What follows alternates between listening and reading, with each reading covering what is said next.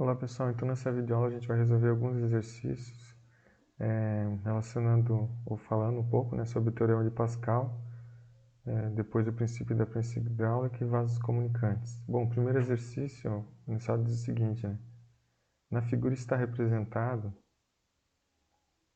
um recipiente rígido cheio de água conectado a uma seringa S. Esse aqui é uma seringa, esse aqui é recipiente cheio de água, região azul aqui, onde X, que é o ponto X, Y, aqui embaixo, e Z são pontos no interior do recipiente.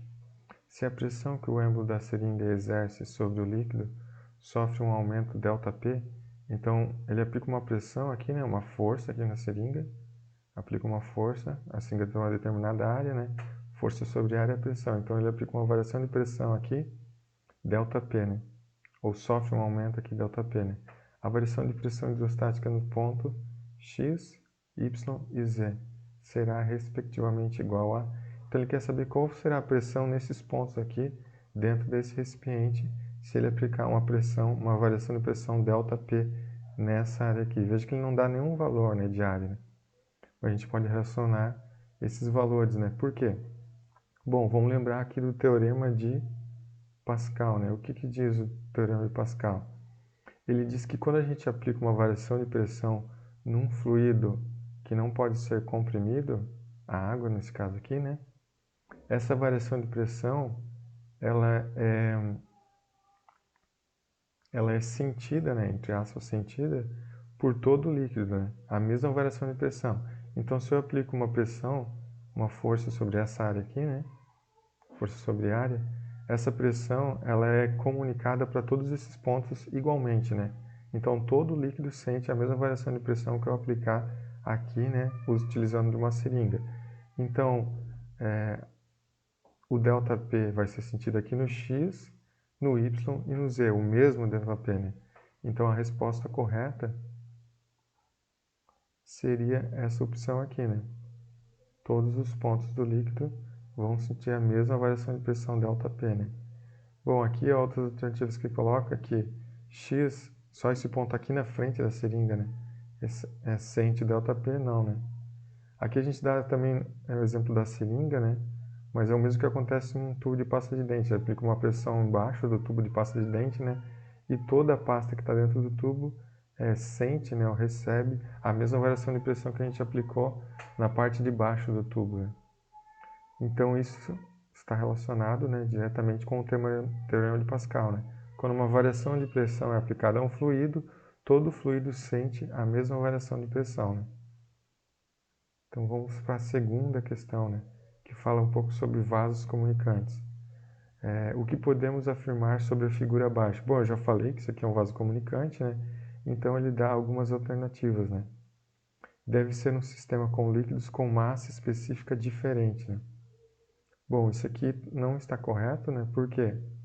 Apesar de que aqui a cor parece um pouco diferente, Mas está relacionada com a refração aqui, da luz nesse líquido, Aqui o tubo é um pouco mais fino, aqui é um tubo um pouco mais grosso, então parece que a coloração é diferente. Mas o líquido é o mesmo, por quê, Porque a gente vê que se a gente traçar uma reta aqui na horizontal, eles estão no mesmo nível, Então os três tubos estão abertos para a atmosfera aqui, Então esse aqui é o princípio de um nível, que a gente fala, Todos estão no mesmo nível, Todos os três líquidos. Então esse aqui trata de um sistema com vasos comunicantes, que seria essa resposta aqui.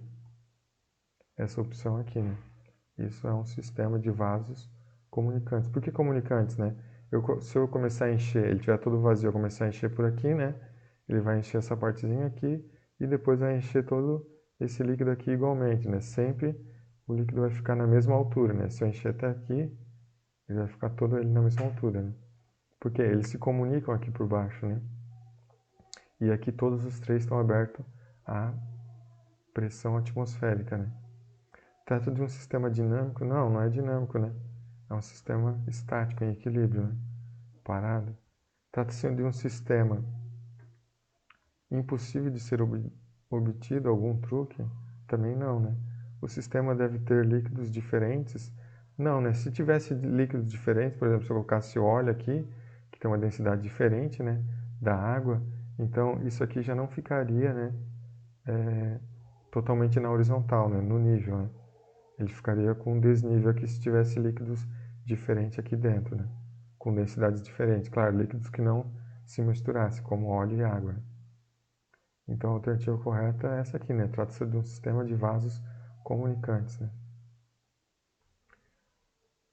Agora, qual exemplo abaixo não se baseia no princípio de Pascal? Bom, ele dá 4 exemplos aqui, né? De aplicação, multiplicação de força, né, que a gente pode falar. O primeiro aqui é o elevador hidráulico de automóveis, que a gente chama de prensa hidráulica, né? Utilizado em oficinas de carro ou posto de gasolina para trocar o óleo do carro. Então, isso aqui se baseia no princípio de Pascal, né? Então, a gente tem um recipiente aqui, né, com óleo, um cilindro com óleo, e é aplicada uma força nesse óleo, né? E essa variação de pressão, né, força sobre a área, essa variação de pressão que é aplicada no óleo, ela é sentida por todo o óleo, né? E isso acaba sendo um multiplicador de força, né? A gente aplica uma força pequena sobre uma área pequena, a gente obtém uma força maior sobre uma área maior, né? Isso faz com que a gente consiga levantar, por exemplo, um carro, né, que tem uma massa grande, né? Um peso grande, né? Outro exemplo aqui, mecanismo hidráulico de abaixamento e recolhimento de trem de pouso de aviões, né? Isso também é um mecanismo hidráulico, né? Trabalha normalmente com óleo e usa o princípio de Pascal, né? Essa multiplicação de força, né? Braço de alavanca de uma chave de boca. Bom, aqui é um sistema que multiplica força também, né? Usa uma alavanca, né? Um braço de alavanca. A gente aplica normalmente uma força aqui, né? Perpendicular. E a gente obtém um torque aqui, né? No parafuso, uma força, um torque aqui no parafuso, né? Usando um sistema multiplicador de força. Mas isso aqui não usa o princípio de Pascal, né? Então, o braço de alavanca de uma chave de boca não usa o princípio de Pascal. Então, essa aqui é a opção que está errada, né? E, por último aqui, né, multiplicadores hidráulicos de forças em reto escavadeiro, né? Então, esse aqui também usa o princípio de Pascal, né? O único princípio de Pascal é uma variação de força aplicada a um fluido, né? Então, todo fluido sente essa variação de força, né? Bom, e por último aqui, né, um exercício usando também o princípio de Pascal num dispositivo aqui hidráulico-mecânico, né? O enunciado diz o seguinte: por meio de um dispositivo, né, da figura, pretende-se levar um carro de massa 1,0 vezes 10 na 3 kg a uma altura de 3 metros, né, em relação à sua posição inicial. Para isso, aplica-se sobre o êmbolo 1, esse êmbolo aqui, o êmbolo 1, né, êmbolo 1, uma força F1. Então, ele aplica no êmbolo 1 uma força F1. Essa força é perpendicular ao êmbolo, né? Indicada, essa força aqui. O carro sobe muito lentamente, movimento uniforme. As áreas dos êmbolos 1 e 2 valem, respectivamente, 1,0 metro quadrado do êmbolo 1 e 10 metros quadrados do êmbolo 2, o êmbolo que o carro está em cima, né? No local, o G, a aceleração gravitacional, é 10 metros por segundo ao quadrado, desprezando a ação da gravidade sobre os êmbolos e sobre o óleo e também os atritos e compressibilidade do óleo, determina a intensidade da força F1. Então ele quer saber qual é a força F1 que ele aplica sobre esse êmbolo, que tem área de 1 metro quadrado, para levantar o carro aqui, né, que tem uma massa de 1,10 na 3, ou seja, 1.000 kg, né, que está sobre uma área de 10 metros quadrados. Bom, o que a gente vai ter, né? O princípio de Pascal, né? A força 1 aplicada sobre a área 2, né? Dá uma variação de pressão aqui dentro desse fluido. Essa variação de pressão é comunicada por todo o fluido, que nesse caso aqui é o óleo, né? Então, nesse ponto aqui, a gente vai sentir, né, a mesma variação de pressão que foi aplicada aqui. Mas nesse ponto aqui, a gente tem uma área 2, né? E a gente vai obter uma força 2, diferente da força 1, né? Então, a variação de pressão, ΔP1, nesse ponto 1, é igual ao ΔP2, né? Bom, variação de pressão, força sobre área, né? Ou a pressão P1 igual à pressão P2, né? A definição de pressão é força sobre área, né? Então a força 1 sobre a área 1 é igual à força 2, nesse ponto aqui, né? Sobre a área 2. Bom, qual é o valor da força 1? É o que ele pede para a gente calcular, né? A área 1 ele dá, que é 1 metro quadrado, então substituindo os valores aqui, né? A força 1 é o que a gente vai calcular.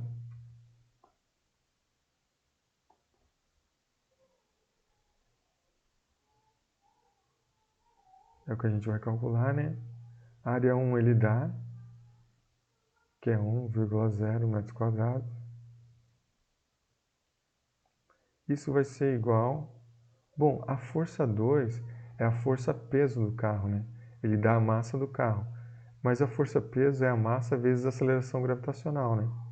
Então a gente calcula a força 2, que é a força peso do carro. A massa do carro é 1,0 vezes 10 na 3 quilogramas, né? Quilograma vezes o g, que é a aceleração gravitacional, que é 10 metros por segundo ao quadrado.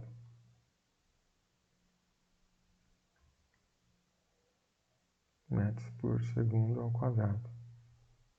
Bom, a força 2, que é a força peso do carro, vai ser igual... Bom, aqui é 1, né? 10 na 3 vezes 10 fica 10 na 4, né? Então 10 na 4.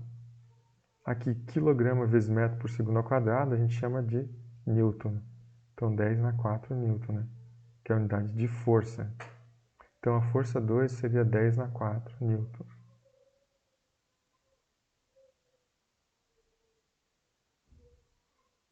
Isso tudo dividido pela área 2, que é 10 metros quadrados. Visto que quando eu passar esse 1,0 ou 1, né, metro quadrado para cá, 1 metro quadrado vai se simplificar com metro quadrado. Então eu vou ter que a força 2, a força 1 vai ser igual a 10 na 4, né, newton, vezes 1,0 metro quadrado, dividido por 10 metros quadrados.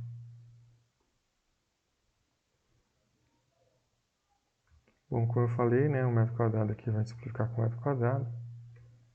E a gente vai ter 10 na 4 dividido por 10 newton, né? A gente vai obter que a força 1 é igual a 10 na 3 newton, né?